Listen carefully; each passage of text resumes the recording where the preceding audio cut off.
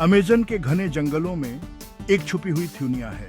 यहाँ आधुनिक थ्यूनिया से अनछुए आदिवासी कबीले रहते हैं। सदियों से उन्होंने इस विशाल जंगल को अपना घर कहा है। उनका जीवन वर्षावन के साथ जुड़ा हुआ है। ये जीवन और परंपरा का एक नाजुक संतुलन है। ये कबीले अमेज़न के संरक्षक हैं।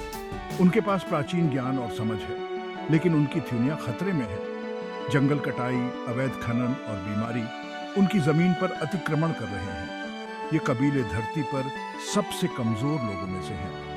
उनका अस्तित्व ही खतरे में है। उनकी रक्षा के लिए हमें अब कार्रवाई करनी चाहिए। उनकी कहानी सांस्कृतिक विविधता को बनाए रखने के महत्व की याद दिलाती है। यह हम सभी के लिए कार्रवाई का आह्वान है। इन आदिवासियों के लिए दैनिक जीवन प्रकृति के साथ तालमेल बिठाने के बारे में है। वे छोटे, अलग-थलग समुदायों में रहते हैं। उनके घर साधारण होते हैं, जो वर्षावन में पाई जाने वाली सामग्रियों से बने होते हैं। शिकार करना, मछली पकड़ना और संग्रह करना उन्हें भोजन प्रदान करता है। उन्हें जंगल का गहरा ज्ञान है। हर पौधे, जानवर और कीट का महत्व है। उनकी परंपराएं पीढ़ी दर पीढ़ी चली आ रही हैं। कहानी सुनाना, संगीत और नृत्य महत्वपूर्ण भूमिका निभाते हैं। ये कला रूप उनके इतिहास और विश्वासों को संरक्षित करते हैं। वे आवश्यक उत्तरजीविता कौशल भी सिखाते हैं। वर्षावन में जीवन चुनौतीपूर्ण लेकिन फायदेमंद है। वे अपने परिवेश के साथ संतुलन में रहते हैं। उनके जीने का तरीका हम सभी के लिए बहुमूल्य सबक देता है। अमेज़न भाषाओं का संगम है। सैकड़ों अलग-अलग भाषाएं वर्षावन में गूंजती हैं। प्रत्येक जनजाति का संवाद करने का अपना अनोखा तरीका होता है। ये भाषाएं केवल शब्द नहीं हैं, वे प्राचीन ज्ञान के भंडार हैं। इनमें वर्षावन के पारिस्थितिकी तंत्र का जटिल ज्ञान है। आध्यात्मिकता प्रकृति के साथ गहराई से जुड़ी हुई है। वे सभी जीवित चीजों की परस्पर वर्बंडनहाइट में विश्वास करते हैं। क्षमा और चिकित्सकों का उनके समुदायों में एक सम्मानित स्थान है। उन्हें औषधीय पौधों का ज्ञान है। उनके अनुष्ठान प्राकृतिक थ्यूनिया के साथ संतुलन और सामंजस्य चाहते हैं। उनके विश्वास ग्रह के साथ हमारे संबंधों पर एक अनूठा दृष्टिकोण प्रदान करते हैं। वर्षावन उनकी फार्मेसी है। सदियों से वे औषधीय पौधों पर निर्भर रहे हैं। उन्हें हर्बल उपचारों का अद्वितीय ज्ञान है। ये उपचार कई तरह की बीमारियों का इलाज करते हैं। साधारण घावों से लेकर जटिल बीमारियों तक वर्षावन प्रदान करता है। उनके स्वास्थ्य सेवा में क्षमा महत्वपूर्ण भूमिका निभाते हैं। वे इस प्राचीन ज्ञान के रखवाले हैं। पौधों और अनुष्ठानों के संयोजन का उपयोग करके वे अपने रोगियों का इलाज करते हैं। उनकी उपचार पद्धतियां प्रभावी और टिकाऊ हैं। आधुनिक चिकित्सा उनके पारंपरिक ज्ञान से बहुत कुछ सीख सकती है। चिकित्सा के भविष्य के लिए उनके ज्ञान का संरक्षण महत्वपूर्ण है। भाग 5, आधुनिकता की छाया, आदिवासी अस्तित्व के लिए खतरे।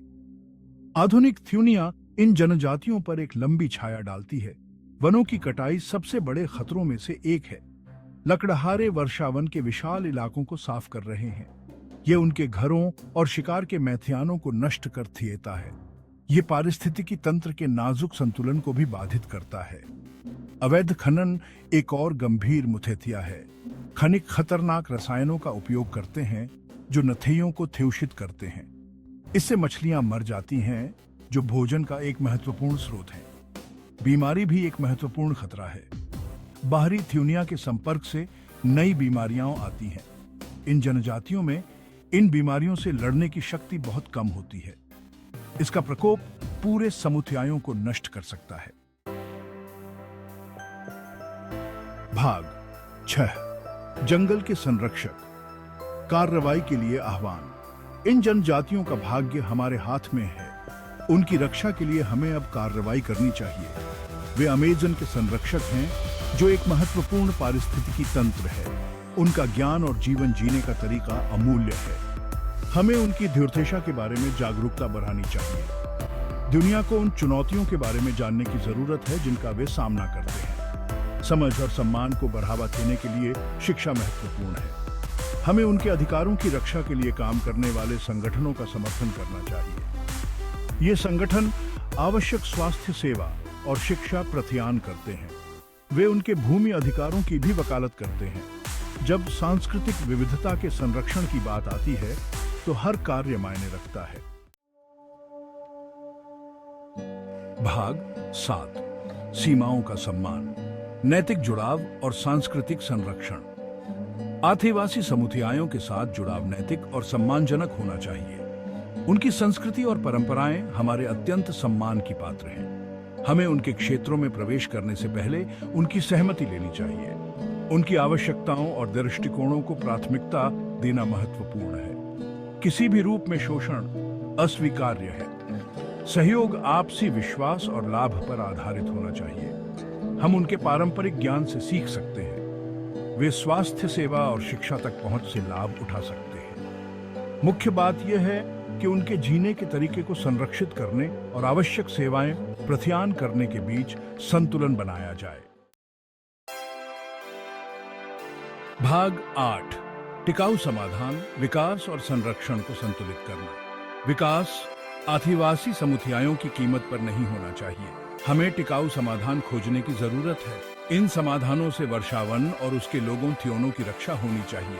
पर्यावरण पर्यटन एक ऐसा ही उपाय है। यह पर्यावरण को नुकसान पहुंचाए बिना आर्थिक अवसर प्रदान करता है। टिकाऊ लॉगिंग और कृषि अन्य विकल्प हैं। ये प्रथाएं आजीविका प्रदान करते हुए पर्यावरणीय प्रभाव को कम करती हैं। ध्यान अल्पकालिक लाभों पर नहीं बल्कि दीर्घकालिक स्थिरता पर होना चाहिए। भाग 9 आदिवासी आवाजों को बढ़ाना, भविष्य के लिए समुदायों का सशक्तिकरण। आदिवासी समुदायों का सशक्तिकरण उनके अस्तित्व के लिए महत्वपूर्ण है। राष्ट्रीय और अंतर्राष्ट्रीय मंचों पर उनकी आवाजें सुनी जानी चाहिए। जब उनकी जमीन के बारे में फैसले किए जाते हैं तो उन्हें मेज पर जगह चाहिए होती है। शिक्षा सशक्तिकरण की कुंजी है। हमें गुणवत्तापूर्ण शिक्षा तक उनकी पहुंच का समर्थन करने की आवश्यकता है। यह उन्हें अपने अधिकारों की वकालत करने के लिए सुसज्जित करेगा। यह उन्हें अपनी शर्तों पर आधुनिक दुनिया में भाग लेने में भी सक्षम बनाएगा। भाग 10 एक साझा जिम्मेदारी, हमारे ग्रह की सांस्कृतिक विरासत की रक्षा करना। आदिवासी जनजातियों की रक्षा करना एक साझा जिम्मेदारी है। उनका अस्तित्व हमारे ग्रह के स्वास्थ्य से जटिल रूप से जुड़ा हुआ है। सांस्कृतिक विविधता को बनाए रखने के लिए हम सभी को अपनी भूमिका निभानी चाहिए। आदिवासी अधिकारों की रक्षा के लिए काम करने वाले संगठनों का समर्थन करें। उपभोक्ताओं के रूप में सचेत विकल्प चुनें। अपने पर्यावरणीय पदचिह्न को कम करें। संरक्षण के महत्व के बारे में खुद को और दूसरों को शिक्षित करें। हम सब मिलकर बदलाव ला सकते हैं। अमेज़न और उसके लोगों का भविष्य इसी पर निर्भर करता है।